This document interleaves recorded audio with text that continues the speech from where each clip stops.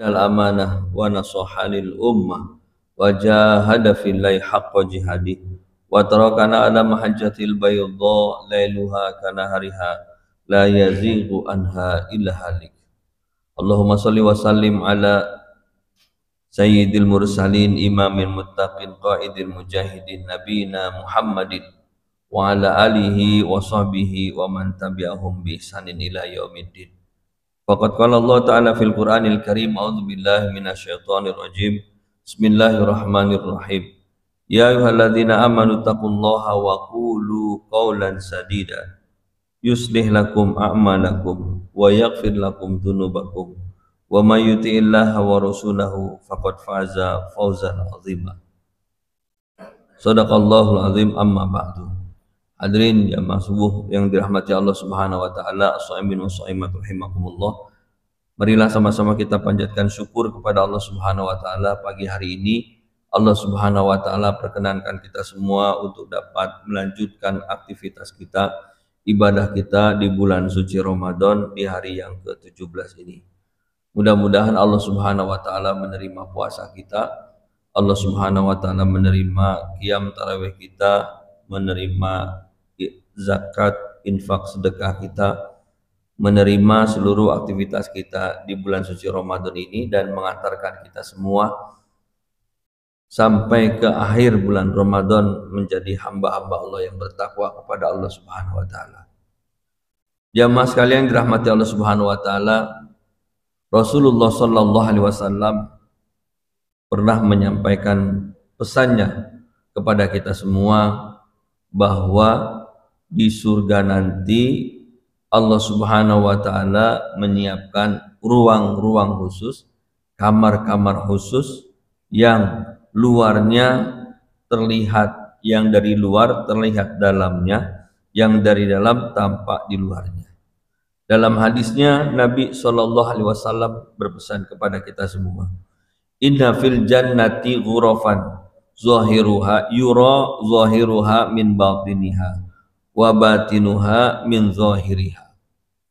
Jadi nanti sesungguhnya di surga itu ada kamar-kamar yang yura, terlihat, zahiruha, luarnya dari dalam, dan terlihat dalamnya dari luar. Faqala Abu Malik al-Asy'ari, Abu Malik al-Asy'ari bertanya, liman hiya ya Rasulullah, untuk siapakah kamar-kamar itu wahai Rasulullah? Qala, Nabi sallallahu alaihi wasallam menjawab, liman atobal kalam.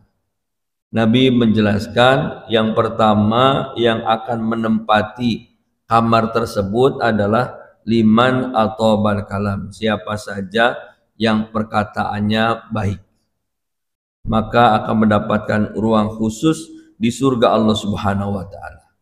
Dan perkataan yang baik ini, ikhwati iman yang dirahmati Allah Subhanahu wa taala, sumbernya adalah iman kepada Allah Subhanahu wa taala.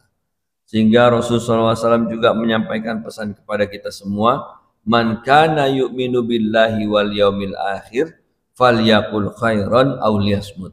Siapa saja yang beriman kepada Allah dan hari akhir, hendaklah ia berkata yang baik atau diam.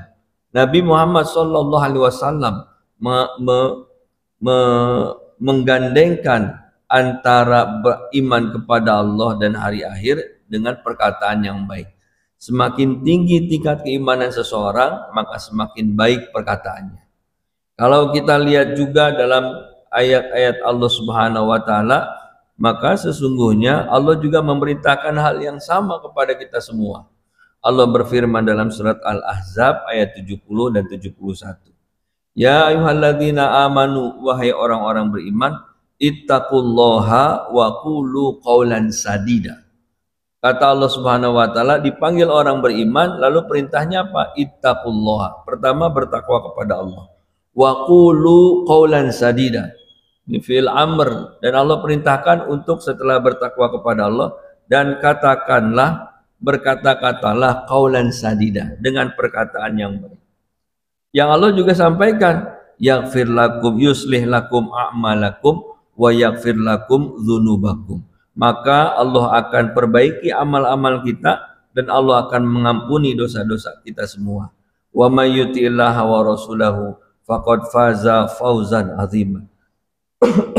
Siapa saja yang taat kepada Allah Subhanahu wa taala dan Rasulnya, maka ia sudah mendapatkan kemenangan yang sangat besar. Jadi Allah Subhanahu wa taala perintahkan kepada kita dua hal, bertakwa kepada Allah dan berkata yang baik. Dengan mentaati Allah Subhanahu wa taala melakukan dua hal tersebut, maka Allah akan perbaiki yuslih lakum a'malakum, amal-amal kita semua, dan Allah akan mengampuni dosa-dosa kita semua.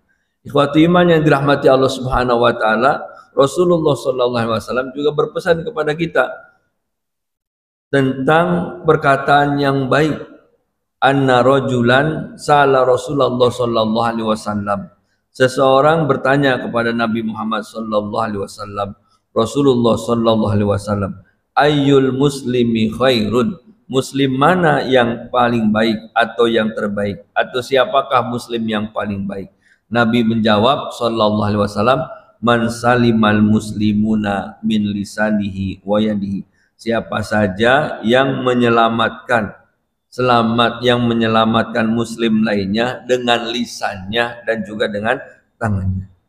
Dan orang yang berkata yang baik juga mendapat jaminan dari Rasulullah sallallahu alaihi wasallam. Man yatmanu li ma baina lihyaihi wa ma baina rijlaihi atmanu lahul jannah.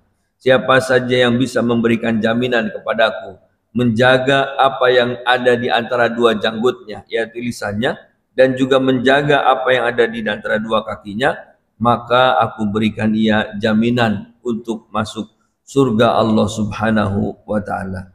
Ikhwatu iman yang dirahmati Allah Subhanahu wa taala. Jadi ini yang pertama, orang yang disiapkan oleh Allah Subhanahu wa taala kamar-kamar, ruang-ruang khusus di surga Allah Subhanahu wa taala. Kemudian Nabi melanjutkan liman atobal kalam. Jadi dilanjutkan wa'at imut to'am, orang yang memberikan makan, memberi makan kepada orang lain.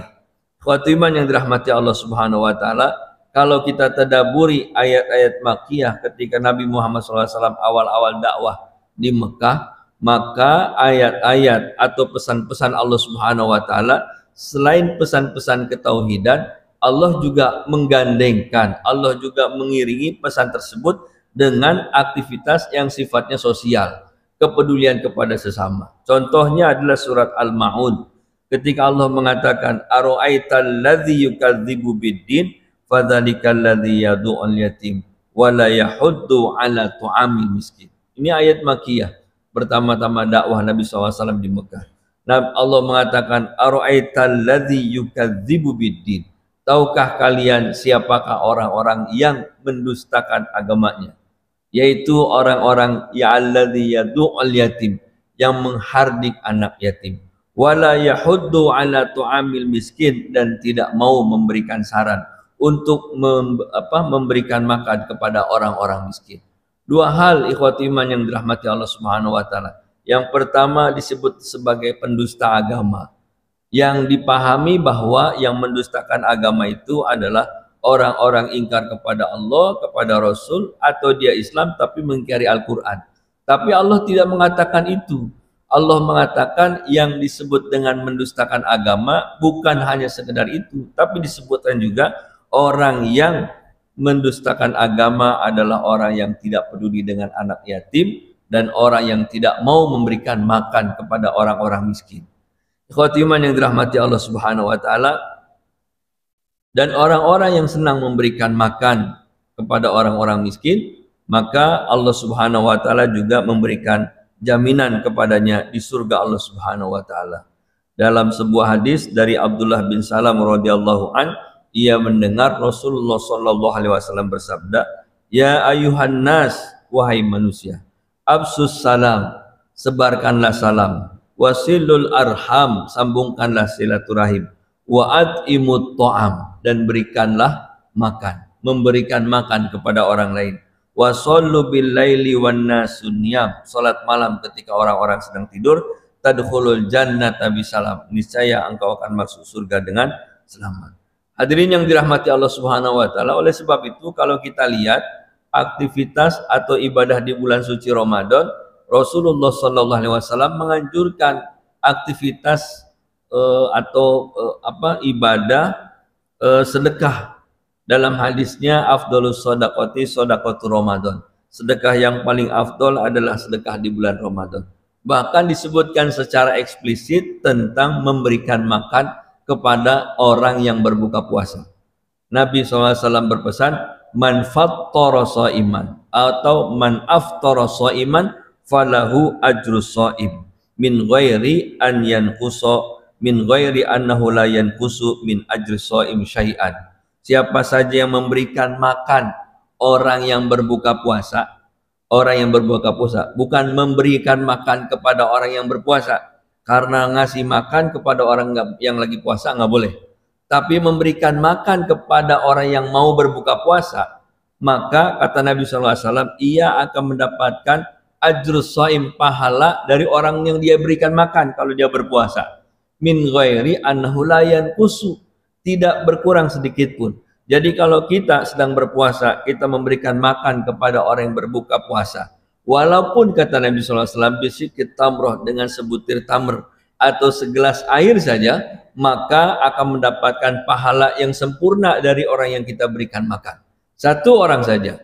Kalau memang kita berikan dua, maka mendapatkan pahala yang sempurna walaupun hanya segelas air atau sebutir kurma. Sehingga ikhwati iman yang dirahmati Allah Subhanahu wa taala, kalau kita lihat tradisi memberikan makanan orang yang berbuka puasa di Timur Tengah ini atau dimanapun juga, ini menjadi tradisi yang sangat positif. Orang berlomba-lomba memberikan makanan untuk orang yang berbuka puasa, bahkan memberikan menu-menu tertentu bagi siapa saja yang ingin makan berbuka puasa. Ikhwati iman yang dirahmati Allah Subhanahu wa taala, dan dalam Ramadan juga, di bulan Ramadan juga ada aktivitas puasa, kewajiban puasa dari Allah Subhanahu wa taala. Tapi Allah katakan, siapa saja yang tidak mampu berpuasa, kalau sakit ataupun musafir, maka dia wajib qadha. Tapi jika dia tidak mampu berpuasa, wa 'alal ladzina yutiqunahu fidyatun ta'amu miskin. Orang yang tidak mampu berpuasa, maka dia menggantinya dengan memberikan makan kepada orang miskin. Aktivitas puasa adalah aktivitas seseorang kepada Allah Subhanahu wa taala. Tidak ada yang mengetahui bahwa ia puasa atau tidak kecuali dirinya dan Allah Subhanahu wa taala. Tapi mengganti orang yang tidak mampu berpuasa, digantinya dengan memberikan makan kepada orang-orang miskin. Ini membuktikan bahwa Islam tidak hanya mengatur hubungan antara seseorang dengan Rabb-nya Allah Subhanahu wa taala, tapi Islam juga mengatur hubungan antara manusia dengan sesamanya. Hablum minallah wa hablum minan nas. Kemudian yang terakhir yang disebutkan oleh Rasulullah SAW adalah orang setelah liman atau bal kalam wa at'imut ta'am, yang ketiga adalah wabata qaiman wan nasuniyam. Dia bangun di waktu malam atau berdiri di waktu malam untuk melaksanakan sholat, wan nasuniyamun, sementara orang-orang sedang tidur. Bangun di waktu malam melaksanakan sholat, kemudian orang-orang sedang tidur. Ikhwati iman yang dirahmati Allah Subhanahu wa taala, maka sebagai seorang muslim, khususnya di bulan Ramadan ini, tentunya kita menghidupkan malam-malam Ramadan dengan aktivitas ibadah kepada Allah Subhanahu wa taala. Khususnya adalah ketika malam-malam terakhir, 10 malam terakhir untuk mendapatkan Lailatul Qadar atau malam Lailatul Qadar. Rasulullah SAW pernah bersabda dalam sebuah hadisnya, "Inna fil laili lasa'atun la yuwafiquha rajulun muslimun." Sesungguhnya di waktu malam itu ada satu saat, la yuwafiquha rajulun muslimun, yang tidak akan bertemu seorang muslim pada waktu tersebut, yas'alullaha khairan min amri dunya wal akhirah illa a'tahu iyyahu wa dzalika kullal lailatin. Seseorang sesungguhnya di waktu malam ada satu masa, satu waktu yang jika seorang muslim meminta kepada Allah Subhanahu wa taala, meminta kebaikan, baik urusannya dunia maupun urusan akhirat, maka Allah mengatakan, Nabi mengatakan, illa a'tahullahu iyyahu, Allah akan memberikan kepadanya, wa dzalika kullailatin, dan itu terjadi pada setiap malam. Dan setiap malam Allah Subhanahu wa taala mempersiapkan waktunya bagi siapa saja hamba-hambanya yang meminta kepada Allah Subhanahu wa taala. Dan disifati juga orang-orang beriman itu punya sifat wa kanu qalilan minal laili ma yahjaun wa bil asharihum yastaghfirun. Ciri orang beriman adalah dia bangun di waktu malam walaupun hanya sebentar, kemudian membaca istighfar di waktu-waktu sahur. Ikhwati iman yang dirahmati Allah Subhanahu wa taala, inilah ruang-ruang kamar-kamar yang disiapkan oleh Allah Subhanahu wa taala bagi hamba-hambanya yang berkataannya baik, yang memberikan makan kepada orang lain. Yang ketiga adalah yang ia bangun di waktu malam sementara orang-orang sedang tidur. Mudah-mudahan Allah Subhanahu wa taala memberikan taufik kepada kita semua untuk dapat termasuk kepada tiga kelompok tersebut, tiga orang tersebut, sehingga jika kita melaksanakan itu maka kita sudah disiapkan oleh Allah Subhanahu wa taala kamarnya, ruangnya di surga Allah Subhanahu wa taala.